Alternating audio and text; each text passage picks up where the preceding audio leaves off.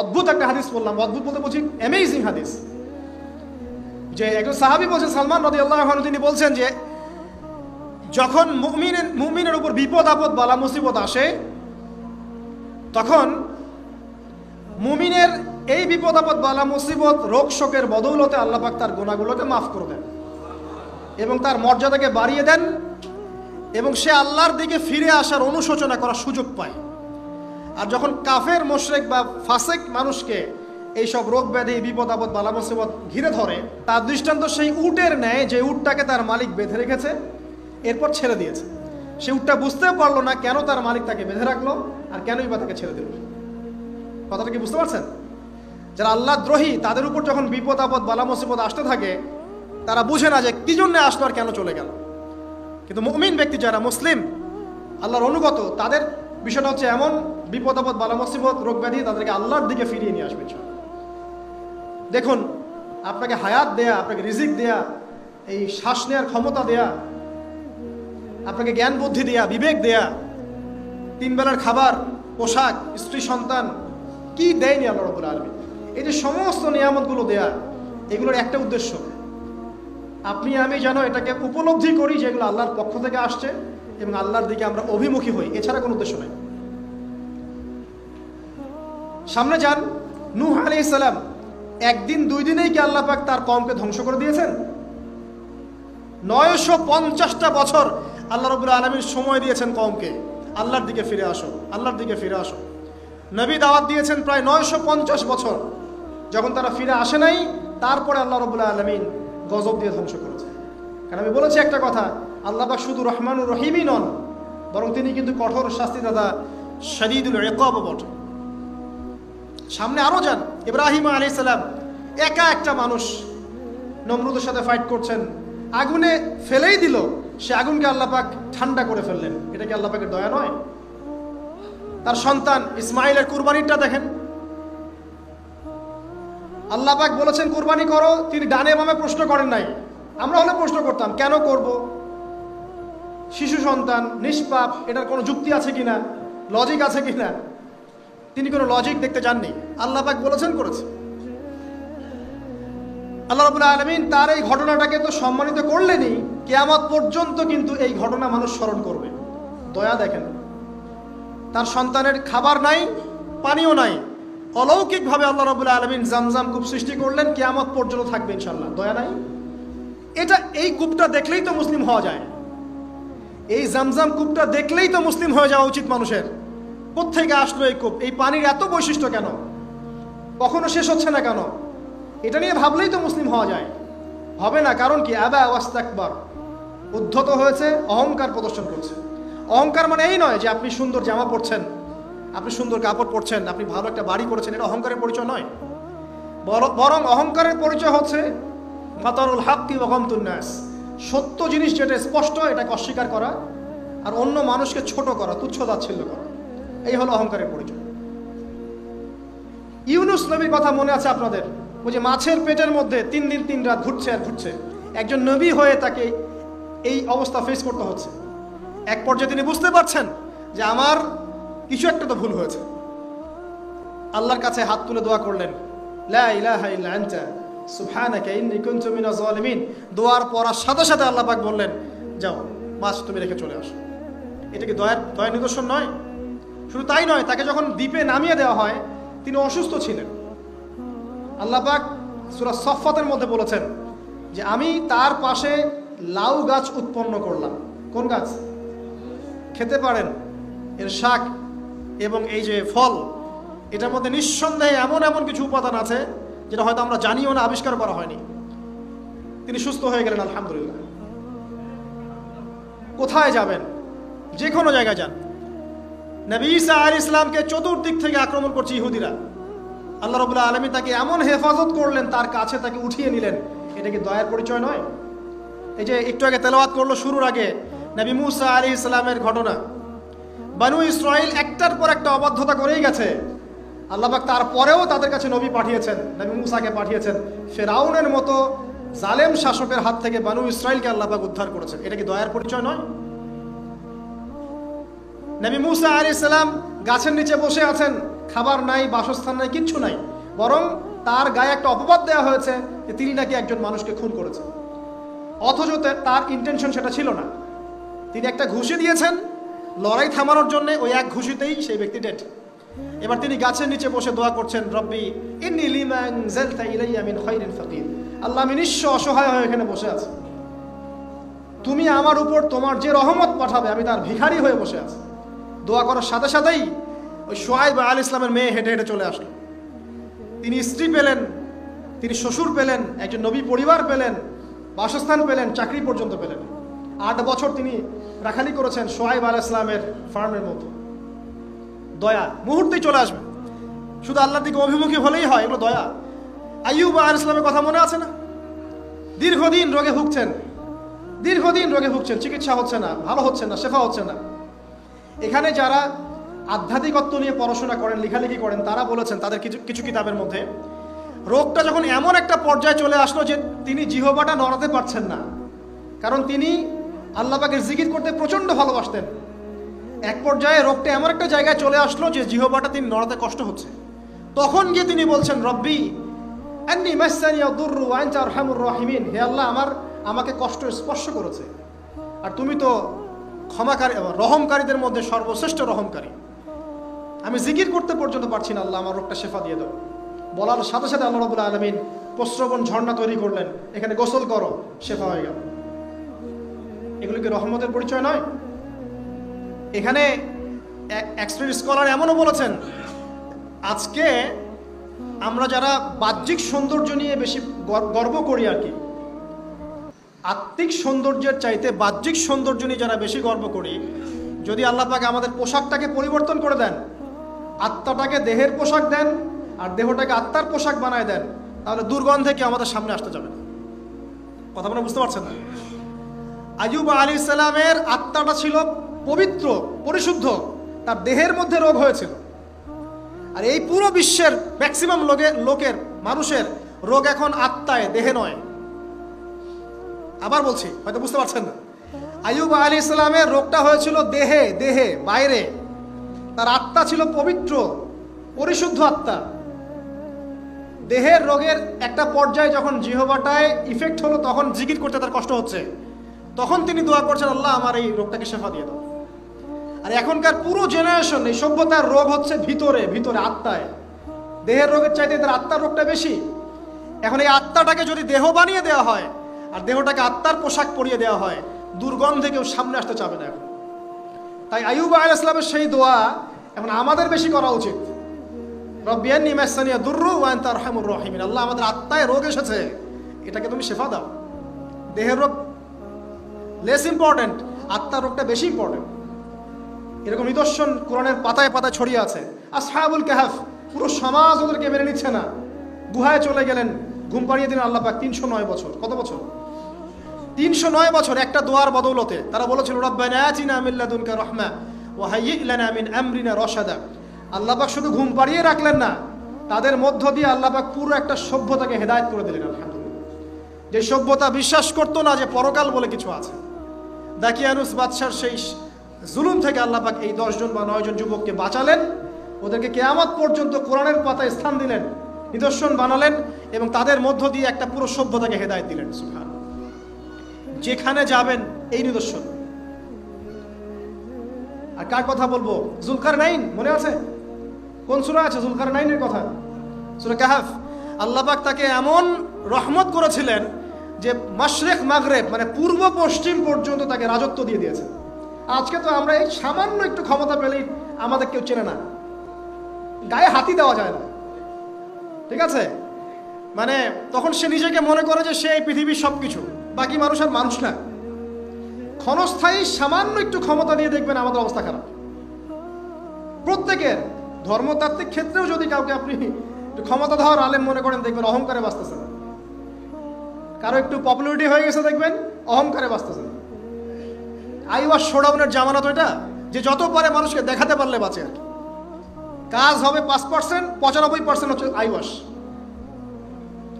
যে কোনো জায়গায়, ধর্মতাত্ত্বিক জায়গা বলেন, social, economical, political, world affairs, কাউকে যদি আল্লাহ পাক যাররা পরিমাণ একটু ক্ষমতা দিয়ে দিয়েছেন, ব্যাস তাকে আর চেনা যায় না। যুলকারনাইনকে আল্লাহ পাক আলাইহিস সালাম মাশরিক মাগরিবের ক্ষমতা দিয়েছিলেন। এত দাপট ছিল তার, যেদিকে সেনাবাহিনী নিয়ে যেতেন সেদিকে বিজয় করতে পারতেন। পড়ে দেখেন। আর এই ব্যক্তি কিন্তু আলেকজান্ডার দ্য গ্রেট নয়।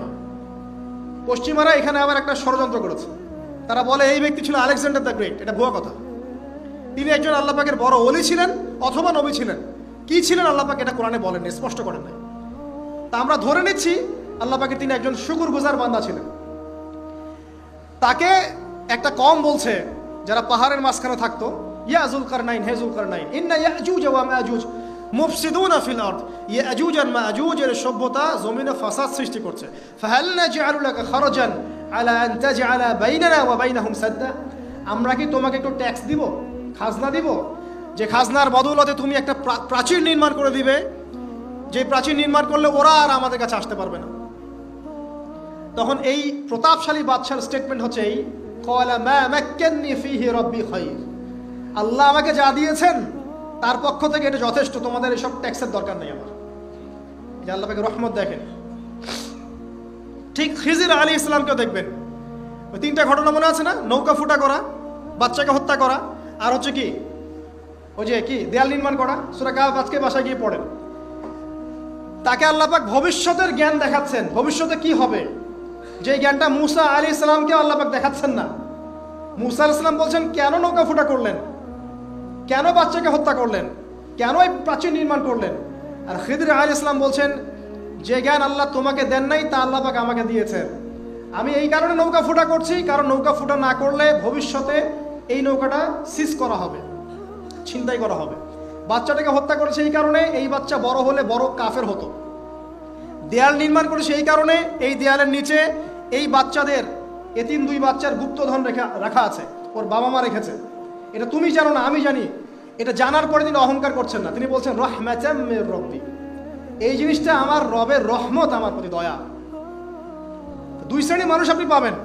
এক, যারা তাদের স্ট্যাটাস, প্রতিপত্তি, জ্ঞান এসবের অহংকার প্রদর্শন করবে।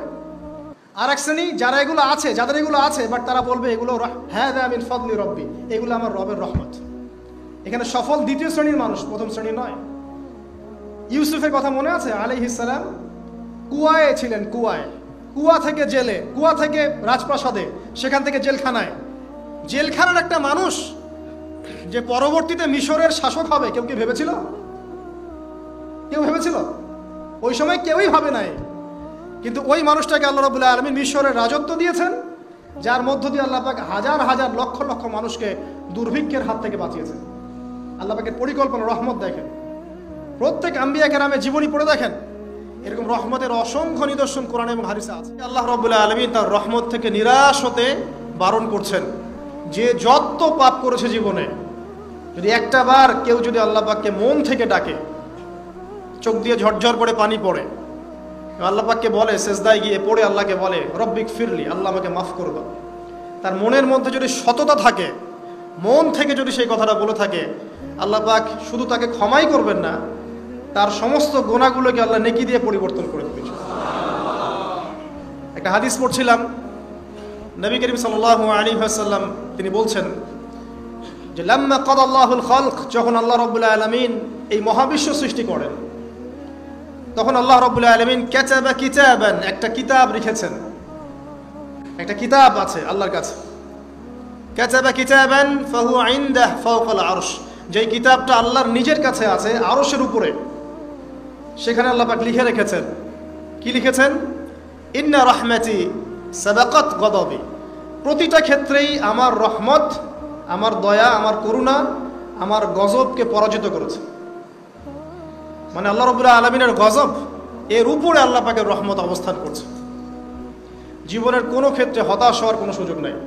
কিন্তু আল্লাহ রাব্বুল আলামিনের কাছে কেউ যদি যেতে চায়, মন থেকে যদি আল্লাহকে একটা বারও ডাকে, আল্লাহ পাক এক ডাকের মাধ্যমেও তার গুনাহ মাফ করতে পারে।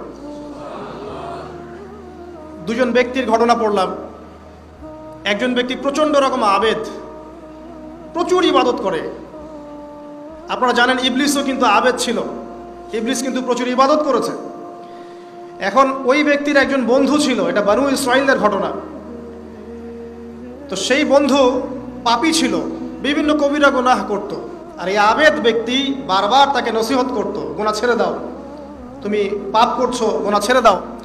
তখন সেই ব্যক্তি যে পাপ করছে সে বলতো যে আল্লাহ কি তোমাকে আমার রক্ষক বানিয়েছেন? আল্লাহ কি তোমাকে আমার উপর দারোগা বানিয়েছেন? আমাকে আল্লাহর হাতে ছেড়ে দাও, আমাকে নসিহত করতে শোনা। একদিন এই আবেদ ব্যক্তি তার বন্ধুকে একটা জঘন্য পাপ করতে দেখলো, এমন একটা পাপ যেটা দেখে তার মনে ধারণা আসলো এটা চরম জঘন্য একটা কাজ। তখন সে মুখ ফসকে বলে ফেলল যে আল্লাহ তোকে আর মাফ করবে না, আল্লাহ তোকে জান্নাত দিবে না। আল্লাহ রাব্বুল আলামিন মালাকুল মউতকে এই দুজনের কাছে পাঠালেন, দুজনের রূহকে কবজ করা হলো।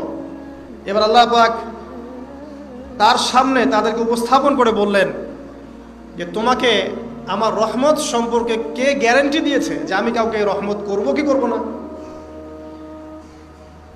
যাও, আমি তোমাকে জাহান্নামে পাঠালাম, ওই ব্যক্তি যে আমার রহমত প্রত্যাশা করেছে আমি তাকে জান্নাত দিয়ে দিলাম। দেখুন, এই হাদিসটা শুনলে মনে হয় বাহ্যিক হয়তোবা মুখের একটা কথার কারণেই সে জাহান্নামে চলে গেল। আসলে বিষয়টা এমন নয়। বিষয়টা আমি আপনাকে বোঝাচ্ছি। বিষয়টা হচ্ছে ইবলিসের মতো। ইবলিস কিন্তু শুধু মন থেকেই বলেনি যে খলাকতানি মিন নার ওয়া খলাকতাহু মিন তিন, আমি কেন তাকে সিজদা করব আদমকে, আদম তো মাটির তৈরি আর আমি তো আগুনের তৈরি। এটা ইবলিসের শুধু মৌখিক স্টেটমেন্ট ছিল না, কারণ কি ছিল? আবা ওয়াস্তাকবারা, সে উদ্ধত হয়েছিল, অহংকার প্রদর্শন করেছিল। ভিতর থেকে ইন্টারনালি সে অহংকারী ছিল, সে আন্ডার এস্টিমেট করে কথাটা বলেছে, শুধু মৌখিকভাবে বলে নাই। কিন্তু ঠিক এই ব্যক্তির ঘটনা এমনই, সে মন থেকে অহংকারী হয়ে উঠেছিল, যদিও বা সে আবেদ ছিল। এখানে আমরা যারা প্র্যাকটিসিং মুসলিম হওয়ার চেষ্টা করছি আমাদের জন্য এখানে নিদর্শন আছে। পাঁচ ওয়াক্ত নামাজ পড়েই ভেবে বসবেন না যে অনেক কিছু করে ফেলছে, এক চিল্লা দিয়ে মনে করে ফেলবেন না যে দিনের জন্য অনেক কিছু করে ফেলছে। একটা হজ করেছেন, ওমরা করেছেন, সিয়াম রেখেছেন, দিনের জন্য দান সদকা করেছেন, একটা মাদ্রাসা মসজিদ করেছেন, ভেবে বসবেন না আপনি সব অনেক কিছু করে ফেলেছেন এবং অন্যরা সব ককরোচ তেলাপোকা, ওরা জাহান্নামে যাবে, এমনটা মনে করবেন। জানি না আমরা যে কার আমলের কতটুকু আল্লাহর কাছে কবুল হচ্ছে। তো এখানে এই ব্যক্তির সমস্যা ছিল এই, সে নিজের আমলটাকে অনেক ভারী মনে করছিল এবং সে স্টেটমেন্ট দিয়ে ফেললো যে তোকে আল্লাহ পাক মাফ করবে না। এই একটা কথা মন থেকে বলার কারণে তার ইহকাল পরকাল দুটা বরবাদ হয়ে গেল, সে জাহান্নামে চলে গেল। ঠিক আরেক ব্যক্তির ঘটনা আছে এমন, এগুলো সবগুলো রেফারেন্স আছে। এক ব্যক্তি প্রচুর ইবাদত করত, আল্লাহ পাক তার ইবাদত করার জন্যে পাহাড়ের চূড়ায় একটা সুন্দর ব্যবস্থাও করে দিয়েছিলেন, সেখানে ডালিম গাছ হতো, ঝর্ণা আসতো, খাবারের কোনো অভাব নাই। হাদিস এসেছে 500 বছর সে ইবাদত করেছে। কত বছর? কিয়ামতের মাঠে এই ব্যক্তির অবস্থা এমন হবে, তাকে জান্নাতে প্রবেশ করানোর জন্য নিয়ে যেতে বলা হবে যাও আমার রহমতে জান্নাতে চলে যাও। আল্লাহ পাক তাকে এই কথাটা বলবেন, কিন্তু এই ব্যক্তি বলবে আমার আমলের কারণে আল্লাহ পাক বলবেন আমার রহমতে জান্নাতে চলে যাও। ব্যক্তি বলবে আমার আমলের কারণে। আল্লাহ রাব্বুল আলামিন তখন তাকে দেওয়া সমস্ত নেয়ামতগুলোকে এক পাল্লায় করবেন আর তার সমস্ত আমলকে আরেক পাল্লায় করবেন। একটা চোখের যে নেয়ামত আল্লাহ পাকের, সমস্ত আমলও 500 বছরের ইবাদত এতটুকু হয়নি। তারপর তাকে বলা হবে ওকে জাহান্নামে নিয়ে যাও। এবার জাহান্নামে যাওয়ার সময় সে বলবে আল্লাহ তোমার রহমতে আমাকে মাফ করে দাও। তখন আল্লাহ পাক তাকে আবার ডেকে নিয়ে আসবেন, বলবেন যে তোমাকে যে আমি ইবাদত করার জায়গা করে দিয়েছিলাম এটা কি তুমি নিজে করেছো না আমি করেছি? সে বলবে আপনি করেছেন। তোমাকে যে আমি সৃষ্টি করেছিলাম তখন কি তুমি কোনো আমল করেছিলে? বলবে না। তাহলে তোমাকে যে সৃষ্টি করেছি আমি, এটা কি তোমার আমলের কারণে? না। তোমাকে সারা দুনিয়াতে এত নিয়ামত দিয়েছি, এটা কি তোমার আমলের কারণে? সে বলবে না। তখন তাকে জান্নাতে প্রবেশ করানো হবে। কিয়ামতের মাঠে এমন অনেক ঘটনা ঘটবে যেটা আমাদের চিন্তার বাইরে। আরেকজন ব্যক্তিকে ডেকে আনা হবে, যে ব্যক্তি একটা দুটা নয় বরং 100টা খুন করেছে। সে 99 জন মানুষকে হত্যা করার পর ফতোয়া খুঁজে বেড়াচ্ছিল যে আমার তওবা কবুল হবে কিনা। একজন আবেদের কাছে গিয়েছে। আবেদ আর আলেম কিন্তু এক জিনিস না। আবেদ মানে যে প্রচুর ইবাদত করে, তার জ্ঞান কম, সে শুধু জানে কিভাবে ইবাদত করতে হয়। আলেম হচ্ছে সে যে শরীয়তের গভীর জ্ঞান জানে আবার ইবাদতও করে। আবার যারা জ্ঞান আছে আমল নাই, সেও কিন্তু প্রকৃত আলেম না। প্রচুর জ্ঞান আছে কিন্তু জ্ঞান অনুযায়ী আমল করে না, সেও কিন্তু প্রকৃত আলেম নন। এবার আসেন, তো এই আবেদের কাছে গিয়ে সে বলছে আমার কি ক্ষমা হবে, আমি 99টা খুন করেছি। সে বলল তোমার আবার ক্ষমা, তোমার ক্ষমা নাই। তখন এই ব্যক্তি এই আবেদকে হত্যা করে 100টা খুন পূর্ণ করলো, ওকেও সে মেরে ফেলছে। আমার ক্ষমাই হবে না তো তোর বেঁচে থাকার কি দরকার, তুইও মর। কি বুঝতে পারলেন? বর্তমান বিশ্বের উগ্র মাথার পলিটিশিয়ানদের মতো অবস্থা। আমার দেশের সমস্যা, তোর দেশ পারমাণবিক বোমের উড়াই দিব, মানে এরকম একটা অবস্থা। তো আল্লাহ রাব্বুল আলামিন এই ব্যক্তির মধ্যে একটা চেতনা তৈরি করলেন যে আমাকে তওবা করতে হবে। সে তখন সার্চ করতে লাগলো আরও কোনো আলেম আছে কিনা। এরপর অনেক দূরে একজন আলেমের সন্ধান পাওয়া গেল। সে সেখানে গেল, তাকে গিয়ে বলল আমার কি ক্ষমা হবে? সে আলেম তাকে বলল হ্যাঁ, তোমারও ক্ষমা হতে পারে, যাও তুমি ইস্তেগফার করো এবং এই এলাকা থেকে অন্য এলাকায় চলে যাও। মানে যে এলাকায় তুমি অনেক দিন ছিলে, যেখানে তুমি অনেক পাপ কাজ করেছো, এখানে থাকার দরকার নাই, তওবা করে তুমি অন্য কোথাও চলে যাও, নতুন একটা জীবন শুরু করো। এখানে থাকলে হবে কি, তোমার স্মৃতিগুলো তোমাকে তাড়িয়ে বেড়াবে এবং মানুষ তোমাকে খারাপ নজরে দেখতেই থাকবে, তুমি তখন কষ্ট পাবে। এই জন্য তুমি চলে যাও। তো চলে যেতে যেতে সে রাস্তায় ইন্তেকাল করে। এবার তার রূহ নিবে কে? এই জন্য দুদল ফেরেশতা আসছেন, জান্নাতি এবং জাহান্নামী। তাদের মধ্যে বাক বিতরটা হচ্ছে কে রূহ নিয়ে যাবে। তো জাহান্নামের ফেরেশতারা বলছেন সে এতগুলো খুন করেছে, তার রূহটা আমরা নিব। আর জান্নাতি ফেরেশতারা বলছেন না, সে তওবা করতে এসেছিল, অতএব সে আল্লাহর অভিমুখী হয়েছে, তার রূহটা আমরা নিব। আল্লাহ পাক এখানে একটা কৌশল করলেন। আল্লাহ পাক ফেরেশতাদেরকে বললেন তোমরা রাস্তাটাকে পরিমাপ করে দেখো, যেদিকে যাচ্ছিল তার পরিমাপ বেশি নাকি যেখান থেকে এসেছে ওর পরিমাণ বেশি। আল্লাহ পাক জমিনকে আদেশ করলেন হে জমিন তুমি প্রশস্ত হয়ে যাও। এবার পরিমাপ করে দেখা গেল সে তওবার দিকে আসছিল, এর পরিমাণটা বেশি। এই একটা কাজের ওসিলা আল্লাহ পাক তাকে মাফ করে দিলেন। মনে রাখবেন এটা মৌখিক বিষয় ছিল না, সে মন থেকে ভিতর থেকে কিন্তু সে আল্লাহর প্রতি অনুগত হয়েছিল। এই মনের বিষয়টা আল্লাহ ছাড়া কেউ জানে না।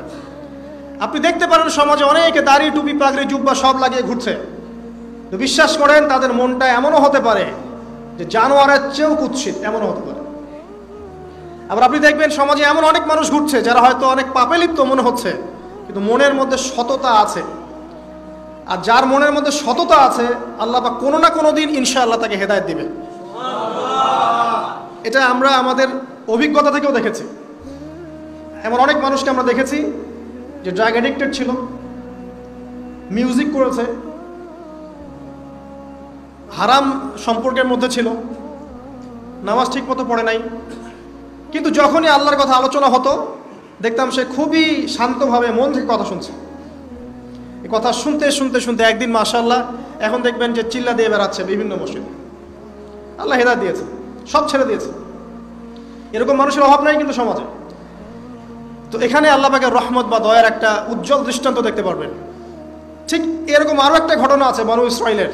এক ব্যক্তি এত পাপ করেছে যে শেষে মৃত্যুর সময় সে সন্তানদেরকে ডাকছে, ডেকে বলছে যে আমি যখন মারা যাব আমার লাশটাকে তোমরা কবর দিও না, যদি আল্লাহ পাক আমাকে ধরতে পারেন তাহলে খবর আছে আমার। কি করতে হবে? সে বলছে যে আমার দেহটাকে তোমরা পুড়িয়ে ফেলবে এবং পুড়িয়ে ফেলার পরে ছাইগুলোকে একত্রিত করবা, করে অর্ধেক ছাই সমুদ্রে ভাসিয়ে দিবা, অর্ধেক ছাই বাতাসে উড়িয়ে দিবা। সন্তানরা তাই করলো। মৃত্যুর পর আল্লাহ পাক এই সমুদ্র এবং জমিনকে বাতাসকে আদেশ করলেন যে তোমরা ছাই জড়ো করে দাও। আর মানুষ আর জিন আল্লাহর কথা না শুনলেও এই প্রকৃতি আল্লাহ পাকের কথা শোনে। বিজ্ঞান বলে প্রকৃতি থেকে সব হচ্ছে। কি প্রকৃতি? প্রকৃতি কি, কাকে বলে? মানুষকে আল্লাহর ইবাদতকে বাদ দিয়ে প্রকৃতি পূজায় নিয়ে গেছে। এই পুরো প্রকৃতি আর মহাবিশ্ব এক আল্লাহর ইবাদত করে। কে সৃষ্টি করলো প্রকৃতি? প্রাকৃতিকভাবে হয়েছে সবকিছু বলে, আল্লাহ থেকে হয়েছে বলা যাবে না। বললে আপনি মৌলবাদী হয়ে যাবেন। আল্লাহ শব্দ ইউজ করলে আপনি মৌলবাদী হয়ে যাবেন। ধর্মতাত্ত্বিক শব্দগুলোকে আস্তে আস্তে উঠিয়ে দেওয়া হয়েছে। দেখবেন যুক্তি বিজ্ঞান দার্শনিক শব্দগুলোকে আনা হয়েছে। এটাও টেকনিক্যালি করা হয়েছে।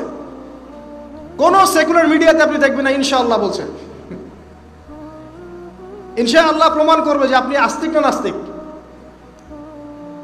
তো প্রকৃতিকে আল্লাহ পাক আদেশ করলেন, এই সমুদ্র ছাই জড়ো করো, এই বাতাস ছাই জড়ো করো। তারা ছাই জড়ো করে দিল। এই ব্যক্তিকে বলা হচ্ছে তুমি জীবিত করে, আল্লাহ পাক বলছেন তুমি যে এই কাজটা করেছিলে, লিমা ফাআলতা হাদা, তুমি এই কাজটা কেন করেছো? তখন এই ব্যক্তি উত্তর দিচ্ছে, মিন খাশিয়াতিকা ইয়া রাব্বি ওয়া আনতা আ'লাম।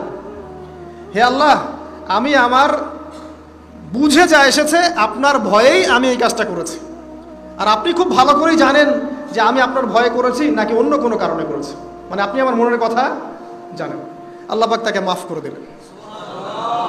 আপনাদেরকে আমি সেই ব্যভিচারী মহিলার কথাও মনে করাই, যে ছিল একজন প্রস্টিটিউট মহিলা, পতিতা, যেটা আমরা বলি সমাজের ভাষায়, যদিও এখন নতুন শব্দ এসেছে সেক্স ওয়ার্কার বা যৌনকর্মী। যাই হোক, ওই মহিলা, যে ব্যক্তি একজন যৌনকর্মী ছিল বা যেটা আমরা বলি ব্যভিচারিণী মহিলা ছিল, একটা কুকুরকে দেখেছে সে পানি পান করার জন্য তৃষ্ণার্ত, সে এটাতে মায়া করে দয়া করে তার মোজাটাকে নামিয়ে এই কূপ থেকে পানি উঠিয়ে কুকুরকে পান করিয়েছে। এই একটা কাজের বদৌলতে আল্লাহ রাব্বুল আলামিন এই ব্যভিচারী মহিলাকে মাফ করে জান্নাত দিয়ে দিয়েছে। হাদিস এটাও এসেছে, নবী সাল্লাল্লাহু আলাইহি ওয়াসাল্লাম বলেছেন, ইরহামু মান ফিল আরদ, তোমরা সবাই জমিনবাসীর প্রতি রহম করো। জমিনে মুসলিমই থাকতে হবে, তাদের প্রতি রহম করতে হবে এমন নয়, জমিনবাসী যারাই আছে সবার প্রতি রহম করো, জাতি ধর্ম বর্ণ নির্বিশেষে, এমনকি পশু পাখির প্রতিও দয়া করো। ইরহামু মান ফিল আরদ, জমিনে যারা আছে সবার প্রতি রহম করো। ইয়ারহামুকুম মান ফিস সামা, যিনি আসমানে আছেন তিনি তোমাদের প্রতি রহম করবে ইনশাআল্লাহ। আমরা এই সামান্য একটু ক্ষমতা পেলেই আমাদের কেউ চেনে না, গায়ে হাতি দেওয়া যায় না, ঠিক আছে? মানে তখন সে নিজেকে মনে করে যে সে এই পৃথিবীর সব কিছু, বাকি মানুষ আর মানুষ না। ক্ষণস্থায়ী সামান্য একটু ক্ষমতা দিয়ে দেখবেন আমাদের অবস্থা খারাপ। প্রত্যেকের ধর্মতাত্ত্বিক ক্ষেত্রেও যদি কাউকে আপনি ক্ষমতাধর আলেম মনে করেন, দেখবেন অহংকারে বাঁচতেছেন। কারো একটু পপুলারিটি হয়ে গেছে, দেখবেন অহংকারে বাঁচতেছেন। আই ওয়াশ শোডাউনের জামানত এটা, যে যত পারে মানুষকে দেখাতে পারলে বাঁচে আর কি। কাজ হবে 5%, 95% হচ্ছে আই ওয়াশ। যে কোনো জায়গায়, ধর্মতাত্ত্বিক জায়গা বলেন, social, economical, political, world affairs, কাউকে যদি আল্লাহ পাক যাররা পরিমাণ একটু ক্ষমতা দিয়ে দিয়েছেন, ব্যাস তাকে আর চেনা যায় না। যুলকারনাইনকে আল্লাহ পাক আলাইহিস সালাম মাশরিক মাগরিবের ক্ষমতা দিয়েছিলেন। যুলকারনাইন মনে আছে? কোন সূরা আছে যুলকারনাইনের কথা? সূরা কাহফ। আল্লাহ পাক তাকে এমন রহমত করেছিলেন যে মাশরিক মাগরিব মানে পূর্ব পশ্চিম পর্যন্ত তাকে রাজত্ব দিয়ে দিয়েছেন। এত দাপট ছিল তার, যেদিকে সেনাবাহিনী নিয়ে যেতেন সেদিকে বিজয় করতে পারতেন। পড়ে দেখেন। আর এই ব্যক্তি কিন্তু আলেকজান্ডার দ্য গ্রেট নয়। পশ্চিমারা এখানে আবার একটা ষড়যন্ত্র করেছে, তারা বলে এই ব্যক্তি ছিল আলেকজান্ডার দ্য গ্রেট। এটা ভুয়া কথা। তিনি একজন আল্লাহ পাকের বড় ওলি ছিলেন অথবা নবী ছিলেন। কি ছিলেন আল্লাহ পাক এটা কোরআনে বলেন নাই, স্পষ্ট করেন নাই।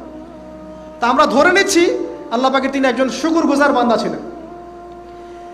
তাকে একটা কওম বলছে যারা পাহাড়ের মাঝখানে থাকতো, ইয়া যুলকারনাইন, হে যুলকারনাইন, ইন্না ইয়াজুজ ওয়া মাজুজ মুফসিদুনা ফিল আরদ, ইয়াজুজ আর মাজুজের সভ্যতা জমিনে ফাসাদ সৃষ্টি করছে। ফাহাল নাজআলু লাকা খরজান আলা আন তাজআলা বাইনানা ওয়া বাইনাহুম সাদ্দা, আমরা কি তোমাকে একটু ট্যাক্স দিব, খাজনা দিব, যে খাজনার বদৌলতে তুমি একটা প্রাচীর নির্মাণ করে দিবে, যে প্রাচীর নির্মাণ করলে ওরা আর আমাদের কাছে আসতে পারবে না। তখন এই প্রতাপশালী বাদশার স্টেটমেন্ট হচ্ছে এই, ক্বালা মা মাক্কান্নি ফীহি রাব্বি খায়র, আল্লাহ আমাকে যা দিয়েছেন তার পক্ষ থেকে এটা যথেষ্ট, তোমাদের এসব ট্যাক্সের দরকার নেই আমার। এই যে আল্লাহ পাকের রহমত দেখেন। ঠিক খিজির আলাইহিস সালামকেও দেখবেন, ওই তিনটা ঘটনা মনে আছে না? নৌকা ফুটা করা, বাচ্চাকে হত্যা করা, আর হচ্ছে কি ওই যে কি দেয়াল নির্মাণ করা। সূরা কাহফ আজকে বাসায় গিয়ে পড়েন। তাকে আল্লাহ পাক ভবিষ্যতের জ্ঞান দেখাচ্ছেন, ভবিষ্যতে কি হবে, যে জ্ঞানটা মুসা আলাইহিস সালামকে আল্লাহ পাক দেখাচ্ছেন না। মুসা আলাইহিস সালাম বলছেন কেন নৌকা ফুটা করলেন, কেন বাচ্চাকে হত্যা করলেন, কেন এই প্রাচীর নির্মাণ করলেন। আর খিদির আলাইহিস সালাম বলছেন যে জ্ঞান আল্লাহ তোমাকে দেন নাই তা আল্লাহ পাক আমাকে দিয়েছেন।